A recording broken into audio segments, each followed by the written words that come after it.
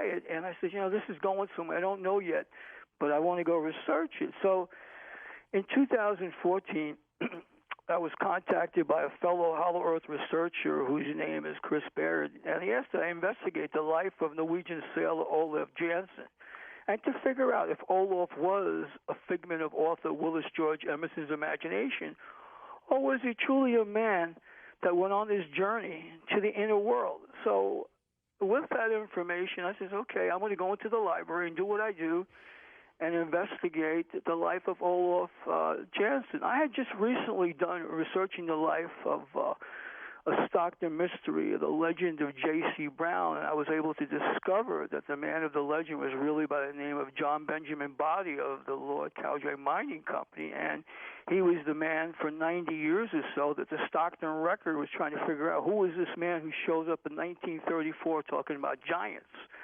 So I was able to recently solve that. While I'm solving that, I was put in the Stockton Record newspaper about, that I solved that. Chris had called me and says, can you do me a favor? He goes, I need you to do this.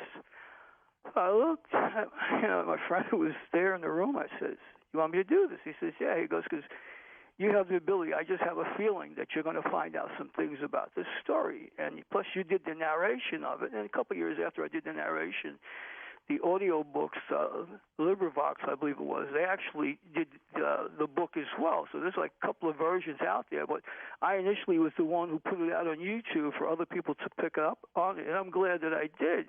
And this story is Olaf Jansen's personal account of his voyage in the world, which got him locked up by his uncle Gustav Osterlund, and who was a man of considerable wealth, but Olaf was incarcerated for 28 years for telling his story about what happened in his travels with his father in the inner earth. So Olaf, while he's in prison for this 28 years now, he decides he's going to create maps, drawings, write his memoirs, and write his book. So at the age of 51, in 1862, he's now released from this madhouse that he was in for 28 years, wrongfully, committed.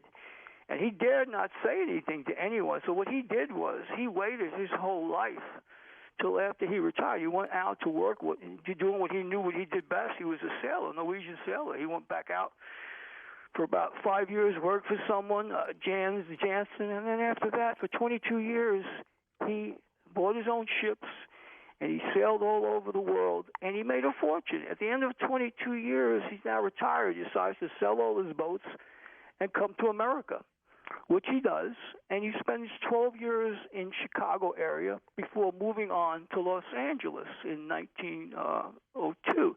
In 1908, he decides he's going to tell his deathbed story, and he meets a man by the name of Willis George Emerson, who befriends him in around the year, 1906, and they become friends. And then within a couple of months later, he gets a phone call by messenger. Actually, a messenger comes and gives him a note and saying, I'm dying. You need to come here now. You need to hear my story. So Willis George Emerson goes to the home of Olaf Jansen to hear his deathbed confession.